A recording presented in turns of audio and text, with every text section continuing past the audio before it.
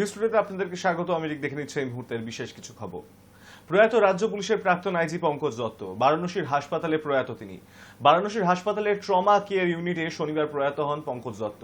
নাক মুখ দিয়ে রক্তক্ষরণ, 1 মাসের বেশি সময় ভর্তি ছিলেন বারাণসী হাসপাতালে।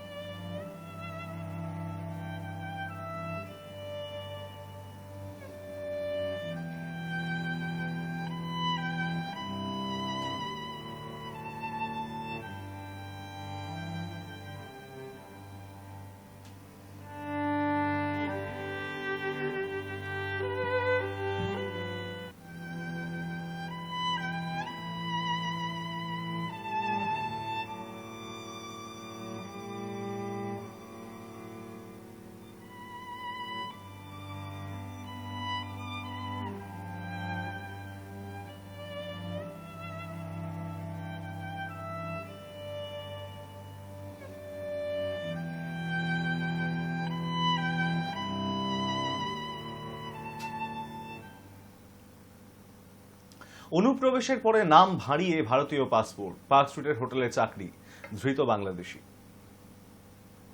এলাকার একটি হোটেল থেকে শুক্রবার রাতে গ্রেপ্তার করা হলো বাংলাদেশের এক নাগরিককে। পুলিশ সূত্রে জানা গিয়েছে, প্রায় 2 বছর আগে বেআইনিভাবে সীমান্ত পেরিয়ে বাংলাদেশ থেকে এসেছিলেন তিনি। তারপর নাম ভাঁড়িয়ে ভারতীয় পাসপোর্ট বানিয়ে কাজ নিয়েছিলেন পার্ক স্ট্রিটের ওই হোটেলে। পুলিশ জানিয়েছে, ধৃত 42 বছরের ওই বাংলাদেশি নাগরিকের নাম সেলিম মাতব্বর। তার কাছ থেকে একটি ভারতীয় পাসপোর্ট উদ্ধার হয়েছে। পাওয়া গিয়েছে আধার কার্ডের ফটোকপি। সেখানে তার নাম রবি শর্মা। পাসপোর্টে জন্মস্থান হিসেবে উল্লিখিত হয়েছে রাজস্থান। রয়েছে দিল্লির একটি ঠিকানাও। ভারতীয় পাসপোর্টটি জাল করা নাকি নাম ভারিয়ে বানানো, তা খতিয়ে দেখছে পুলিশ। কলকাতা পুলিশের একটি সূত্র জানাচ্ছে, সেলিম জেরায় জানিয়েছেন তার বাড়ি বাংলাদেশের মাদারীপুরে। তিনি সেদেশে একটি রাজনৈতিক দলের সঙ্গে সক্রিয়ভাবে যুক্ত ছিলেন। সে সময় রাজনৈতিক ঝামেলার কারণে বাড়ি ছেড়েছিলেন। 2 বছর আগে বেআইনিভাবে সীমান্ত পেরিয়ে নদিয়া জেলায় ঢুকেছিলেন সেলিম। এরপরে দালালের সাহায্যে কিছুদিন গা ঢাকা দিয়েছিলেন সেখানে। ভুয়ো তথ্য দিয়ে ভারতীয় পাসপোর্টও বানিয়েছিলেন। তারপরে চলে এসেছিলেন কলকাতায়। নাম ভারিয়ে পার্ক স্ট্রিট অঞ্চলের মার্কুইস স্ট্রিটের ওই হোটেলে চাকরি নেওয়ার পাশাপাশি অনুপ্রবেশকারী বাংলাদেশি নাগরিকদের ভারতীয় নাগরিকত্বের নথি বানানোর কাজেও তার জড়িত থাকার কিছু তথ্য প্রাথমিকভাবে জানতে পেরেছে পুলিশ।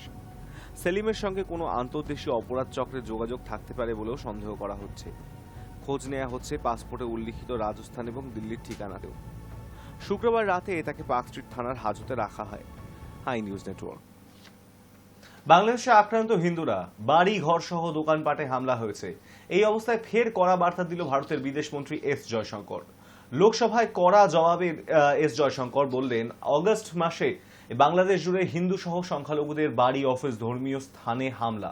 সংখ্যালঘুদের বিষয়টি ভারত সরকার গুরুত্ব দিয়েই দেখছে। পরিস্থিতি যে উদ্বেগজনক তা জানানো হয়েছে। বাংলাদেশ সরকারকেই তা জানানো হয়েছে এবং বাংলাদেশের পরিস্থিতির দিকে নজর রাখছে ঢাকার ভারতীয় হাইকমিশন। এর আগেও হিন্দুদের ওপর অত্যাচারের ওপর কঠোর বার্তা দিয়েছিল মোদী সরকার। এদিকে এই প্রেক্ষাপটে কলকাতায় এসে উদ্বেগ প্রকাশ করলেন অভিনেত্রী ও বিজেপি সাংসদ কঙ্গনা রানাওয়াত।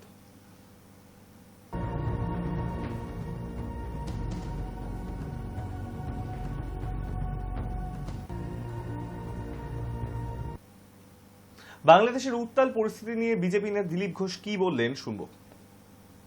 উনি গাজা নিয়ে কথা বলবেন, বাংলাদেশ নিয়ে কথা বলবেন না। মমতা ব্যানার্জির বুকটা গাজার জন্য কাঁপে, বাংলাদেশের জন্য নয়।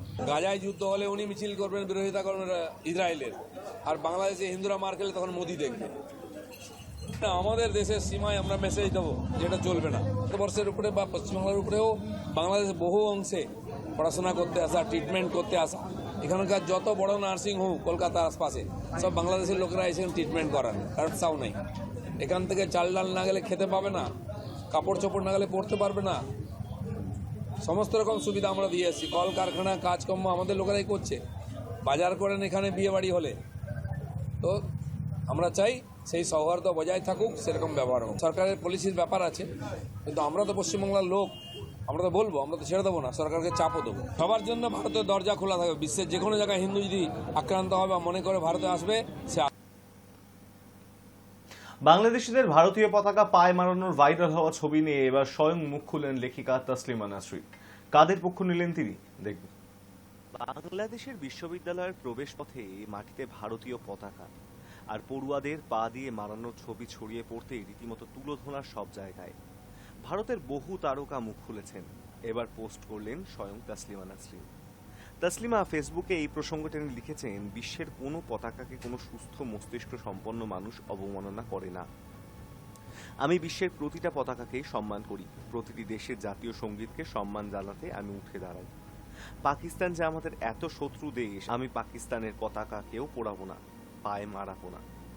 তাসলিমা আরও লেখেন, বাংলাদেশে প্রকৌশল বিশ্ববিদ্যালয়ের মেধাবীরা ভারতের পতাকাকে পায়ে মারিয়ে যে সুখ পাচ্ছে, সে সুখ বিকৃত সুখ। যে মস্তিষ্কে ঘৃণা ঠিক ঠিক করে, সে মস্তিষ্ক অসুস্থ মস্তিষ্ক। দুঃখ, এই বাংলাদেশ নামের দেশটি অসুস্থ, অশিক্ষিত, অপ্রকৃতিস্থ লোকের দেশ হয়ে উঠেছে। সম্প্রতি বাংলাদেশের বিভিন্ন বিশ্ববিদ্যালয়ের ক্যাম্পাসের মাটিতে ভারতের এবং ইসরায়েলের পতাকার নকশা এঁকে সেটির ওপর হেঁটে যাওয়ার ছবি সামনে আসে। ভাইরাল হওয়া ছবিতে বাংলাদেশ প্রকৌশল বিশ্ববিদ্যালয়ে এমন ঘটনার পর রাজশাহী বিজ্ঞান ও প্রযুক্তি বিশ্ববিদ্যালয়, নোয়াখালী বিজ্ঞান ও প্রযুক্তি বিশ্ববিদ্যালয় এবং ঢাকা বিশ্ববিদ্যালয় টিএসসি ক্যাফেটেরিয়ার এলাকায় এই পতাকার নকশাগুলি দেখা গিয়েছে গেটের সামনে, যা দেখে রীতিমতো ছিছিকার গোটা বিশ্বে। এই কাণ্ডে ইতিমধ্যেই মুখ খুলেছেন রানা সরকার, সৃজিত মুখোপাধ্যায়, শ্রীজাত, জিতুরা। High news.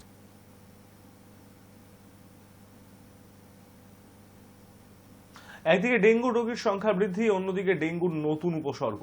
ডেঙ্গু আক্রান্তের সংখ্যা বৃদ্ধির মাঝেই ডেঙ্গুর নতুন উপসর্গ চিন্তা জাগাচ্ছে চিকিৎসকদের। ডেঙ্গুতে আক্রান্ত হওয়ার পর ফুসফুসের প্রভাব পড়ছে, দেখা দিচ্ছে শ্বাসকষ্ট, শরীরে কমছে অক্সিজেনের মাত্রা, প্রভাব পড়ছে হৃদযন্ত্রে, কমছে রক্তচাপ। এই ডেঙ্গুর প্রভাবে মস্তিষ্কে দেখা যাচ্ছে এনসেফালাইটিসের মতন উপসর্গ। এরই সঙ্গে দেখা দিচ্ছে তলপেটে ব্যথা, বমি, ডায়রিয়া, তার সঙ্গে শরীরে দুর্বলতা। ডেঙ্গুর এই নতুন উপসর্গের পোশাকি নাম মাল্টি সিস্টেম ইনফ্লেমেটরি সিন্ড্রোম। চিকিৎসকরা বলছেন, এই ধরনের উপসর্গ কোভিডের সময় হামেশাই রোগীদের মধ্যে দেখা যেত।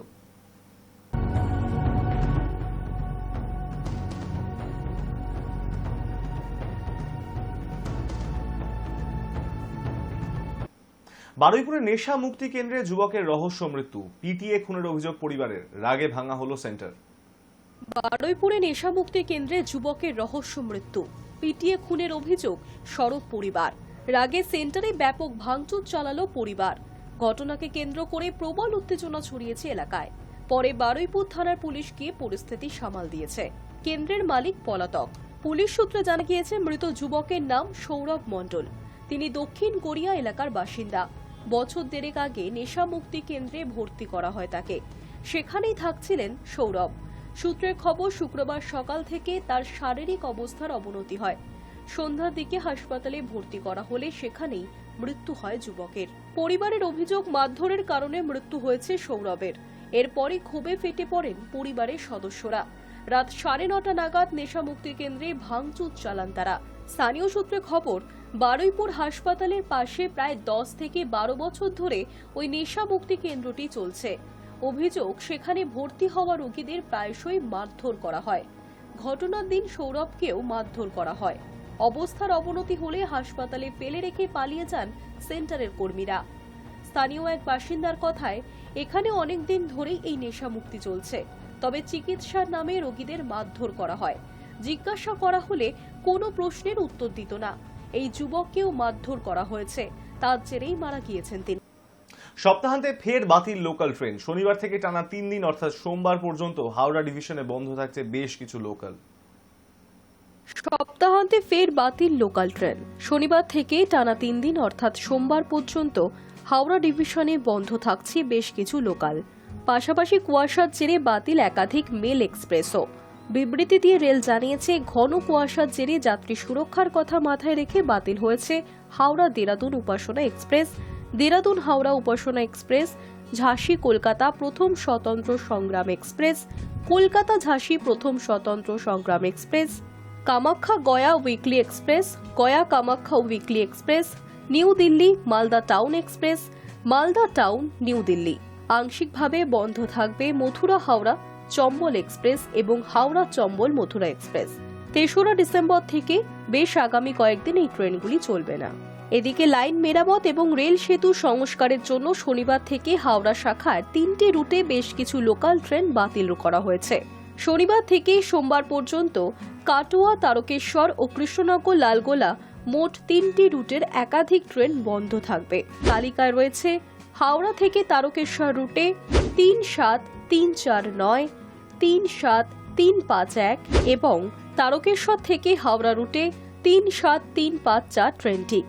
একইভাবে রবিবার হাওড়া তারকেশ্বর 37309, 37311, 37313, 37315 এবং 37317, শেওড়াফুলি তারকেশ্বর 37411, 37415, হাওড়া আরামবাগ 37359, হাওড়া গোঘাট 37371, ডাউনে তারকেশ্বর হাওড়া 37312, 37314, 37316, 37318, 37320, 37322, তারকেশ্বর শেওড়াফুলি 37412, 37416, আরামবাগ হাওড়া 37360, গোঘাট হাওড়া 37372 ট্রেনগুলি বাতিল করা হয়েছে। কাটোয়া রুটে বন্ধ থাকছে 03061, 03095, 03099 এবং আজিমগঞ্জ থেকে 03096, 03062, আহমদপুর থেকে 03100 ট্রেন। রেল সূত্রে খবর, সাবওয়ে তৈরির কাজ হবে কৃষ্ণনগর লালগোলা সেকশনেও। এর জেরেই আপ এবং ডাউন লাইনে বাতিল হয়েছে কলকাতা লালগোলা মেমু প্যাসেঞ্জার এবং Krishnanagar city Azimganj passenger special. এছাড়াও 3টি রুটে কিছু ট্রেনের যাত্রাপথ সংক্ষিপ্ত করা হয়েছে। সময়সূচিতেও বদল আনা হয়েছে কয়েকটি ট্রেনের, ফলে ফের দুর্ভোগে পড়বেন যাত্রীরা। Hi news Network. পশ্চিম বর্ধমানের আসানসোলে পুরসভা, নিউ টাউন এবং রামনগর হাটের মধ্যে প্রায় 7 কিলোমিটার খারাপ রাস্তা। পুরসভা 6টি ওয়ার্ডের মধ্যে দিয়ে গিয়েছে এই রাস্তা। 2017 সালে এলাকা ভাগ হওয়ার পর এই রাস্তা পশ্চিম বর্ধমানের অন্তর্ভুক্ত হয়। পুরসভার দাবি, তাদের রেকর্ডে এই রাস্তার উল্লেখ নেই। তাহলে রাস্তা কার, সারাবে কি? এই নিয়ে 2023 সালে খোঁজ খবর শুরু হয়। তখনই সামনে এসে 7 কিলোমিটার রাস্তা পশ্চিম বর্ধমানের অধীনে। জেলা পরিষদের দাবি, রাস্তা সারানোর জন্য 13 লক্ষ টাকা বরাদ্দ হয়, কিন্তু টাকার অভাবে রাস্তা সংস্কারের কাজ বন্ধ হয়। তারপর রাস্তার হাল আরো বেহাল হতে থাকে। তাতেই ক্ষুব্ধ স্থানীয় বাসিন্দারা। তাদের বক্তব্য, শীতকালে এই রাস্তার ফলে দূষণ আরো বাড়ছে।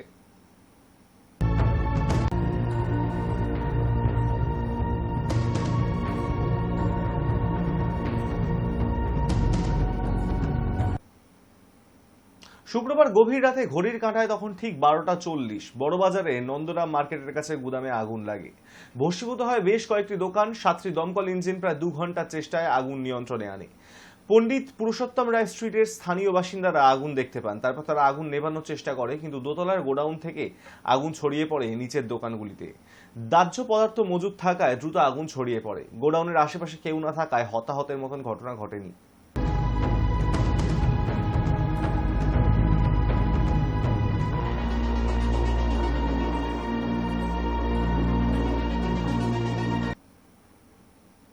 কলকাতায় দিলজিৎ দোসাঞ্জ শো রয়েছে শনিবার, আর তার আগেই কলকাতা ঘুরে দেখলেন গায়ক।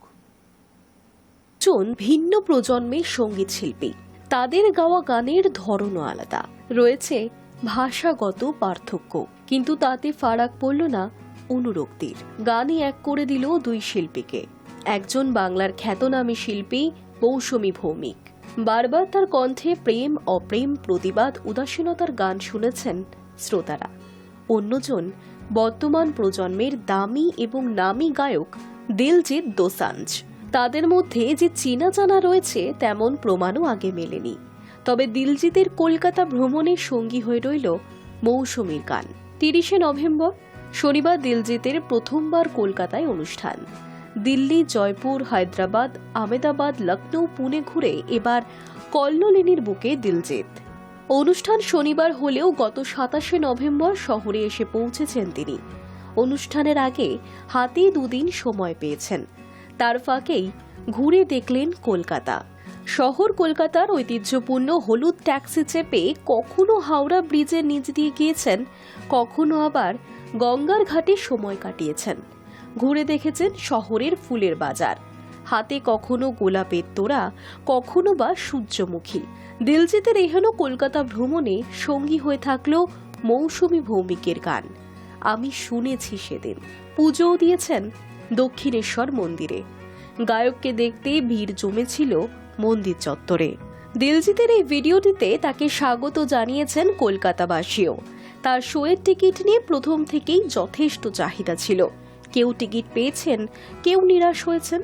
কিন্তু প্রথমবার শহরে তার শোয়ে বাংলায় কিছু গান গাইবেন কি গায়ক, সে প্রশ্ন শহরের অনুরাগীদের অন্তরেই। High news network. হারের পর ধাক্কা, গোলাপি বলের টেস্ট থেকে বাদ অস্ট্রেলিয়ার পেসার, অনিশ্চিত গোটা সিরিজেই। দ্বিতীয় টেস্টের আগে ধাক্কা খেল অস্ট্রেলিয়া। অ্যাডিলেডে খেলতে পারবেন না জস হেজেলউড। দলের অন্যতম অভিজ্ঞ পেসারকে গোলাপি বলের টেস্টে পাবে না অস্ট্রেলিয়া। তার কোমরে ব্যথা। হেজেলউডকে না পাওয়া অস্ট্রেলিয়ার জন্য বড় ক্ষতি। প্রথম টেস্টের প্রথম ইনিংসে 4 উইকেট নিয়েছিলেন তিনি। হেজেলউড বাদ পড়ার সঙ্গে সঙ্গেই অস্ট্রেলিয়া দল ডেকে নিয়েছে 2 পেসার, সন অ্যাবট এবং ব্রেন্ডন ডকেটকে। যদিও দলে স্কট বোল্যান্ড রয়েছেন, হয়তো গোলাপি বলের টেস্টে তাকেই খেলতে দেখা যাবে। অ্যাডিলেডে বোল্যান্ড শেষ খেলেছিলেন 2022 সালে ওয়েস্ট ইন্ডিজের বিরুদ্ধে। 3 উইকেট নিয়েছিলেন সেই ম্যাচে। অস্ট্রেলিয়ার হয়ে বোল্যান্ডকে শেষবার খেলতে দেখা গিয়েছিল 2023 সালে। ইংল্যান্ডের বিরুদ্ধে খেলেছিলেন তিনি। প্রায় 1.5 বছর পর আবার অস্ট্রেলিয়ার হয়ে খেলার সুযোগ পেতে চলেছেন তিনি। বোল্যান্ড এই মুহূর্তে ব্যস্ত প্রধানমন্ত্রী একাদশের হয়ে ভারতের বিরুদ্ধে প্রস্তুতি ম্যাচে। ক্যানবেরায় শনিবার থেকে সেই ম্যাচ শুরু হবে। বৃষ্টির কারণে যা নির্ধারিত সময় শুরু হয়নি। 35 বছরের বোল্যান্ড দেশের হয়ে 10টি টেস্টে 35টি উইকেট নিয়েছেন, খেলেছেন 14টি একদিনের ম্যাচ, নিয়েছেন 16টি উইকেট। 3টি টি-20 ম্যাচও খেলেছেন তিনি, নিয়েছেন 3 উইকেট। ঘরোয়া ক্রিকেটে ভালো খেলে জাতীয় দলে ফিরছেন বোল্যান্ড। হেজেলউডকে না পেলে অস্ট্রেলিয়ার পেস আক্রমণ কিছুটা দুর্বল হবে। ভারতের বিরুদ্ধে অ্যাডিলেডে 8 রান দিয়ে 5 উইকেট নেওয়ার কীর্তি করেছিলেন তিনি। সেই ম্যাচে ভারত 36 রানে শেষ হয়ে গিয়েছিল। অ্যাডিলেডেই হয়েছিল সেই ম্যাচ। চোট খুব বড় না হলেও এই সিরিজে দলে ফেরা অনিশ্চিত হয়ে গিয়েছে তার। Hi news Network. উধাও শীতের আমেজ, দক্ষিণবঙ্গে শীতে বাধা দিচ্ছে দক্ষিণ ভারতের ঘূর্ণিঝড়। এক ধাক্কায় বেড়েছে কলকাতা সহ গোটা বাংলার তাপমাত্রা। পশ্চিমের জেলাগুলোতেও শীতের আমেজ বাধা প্রাপ্ত হয়েছে। এদিকে শুক্রবার রাত থেকেই জেলায় জেলায় শুরু হয়েছে হালকা থেকে মাঝারি বৃষ্টি। ঘূর্ণিঝড়ের প্রভাব শুরু বঙ্গে। দক্ষিণবঙ্গে শীতে বাধা দিচ্ছে দক্ষিণ ভারতের ঘূর্ণিঝড়। তার ফলেই কলকাতায় তাপমাত্রা বেড়ে গিয়েছে অনেকটা। শুক্রবার গভীর রাত থেকে দক্ষিণবঙ্গের একাধিক জেলায় শুরু হয়েছে হালকা থেকে মাঝারি বৃষ্টি। শনিবার সকালেও মেঘলা তিলোত্তমার আকাশ। কোথাও কোথাও হালকা বৃষ্টির সঙ্গে বইছে হাওয়া। কলকাতায় প্রবল বৃষ্টি না হলেও উপকূলের 4 জেলা কার্যত ভাসতে পারে বৃষ্টিতে। ঘূর্ণিঝড়ের প্রভাবে এক ধাক্কায় বেড়েছে তাপমাত্রা। শনিবার স্বাভাবিকের থেকে প্রায় 5 ডিগ্রি বেশি রয়েছে সর্বনিম্ন তাপমাত্রা, জানিয়েছে আলিপুর আবহাওয়া দফতর। সেই সঙ্গে রয়েছে মেঘলা আকাশ। আগামী 2 দিনে তাপমাত্রা আরও বাড়তে পারে বলে জানিয়েছে হাওয়া অফিস। কারণ দক্ষিণ পশ্চিম বঙ্গোপসাগরে যে ঘূর্ণিঝড় তৈরি হয়েছে তার পরোক্ষ প্রভাব পড়ছে পশ্চিমবঙ্গের উপকূলে। এর ফলে উত্তর পশ্চিম দিক থেকে ঠান্ডা হাওয়া রাজ্যে ঢুকতে বাধা পাচ্ছে। উল্টে জলীয় বাষ্প ঢুকছে দক্ষিণের সাগরের দিক থেকে। এর ফলে রবিবার পর্যন্ত কলকাতা এবং দক্ষিণবঙ্গের জেলাগুলিতে আকাশ মেঘলা থাকতে পারে। 2-1টি জায়গায় হতে পারে সামান্য বৃষ্টিও। কলকাতা এবং শহরতলির কোথাও কোথাও শনিবার সকালের দিকে 2-1 পশলা বৃষ্টি হয়েছে। উপকূল সংলগ্ন পূর্ব মেদিনীপুর, উত্তর 24 পরগনা, দক্ষিণ 24 পরগনায় হালকা বৃষ্টির সম্ভাবনা রয়েছে। হাওয়া অফিস জানিয়েছে, আপাতত উত্তর এবং দক্ষিণবঙ্গের বাকি জেলাগুলিতে মোটের উপর শুকনো আবহাওয়া থাকবে। শনিবার সকালের দিকে কুয়াশার কারণে সমস্যা হতে পারে দার্জিলিং, জলপাইগুড়ি এবং উত্তর দিনাজপুরে। দক্ষিণবঙ্গের ক্ষেত্রে পশ্চিম বর্ধমান, পশ্চিম মেদিনীপুর, পুরুলিয়া, বাঁকুড়া এবং বীরভূমেও কুয়াশার সতর্কতা রয়েছে। আগামী সপ্তাহে রাজ্যের বিভিন্ন জেলায় আবারও পারদ পতনের সম্ভাবনা। Hi news Network. News Today এখন এই পর্যন্তই। দেখতে থাকুন হাই নিউজ, নির্ভীক, নিরপেক্ষ।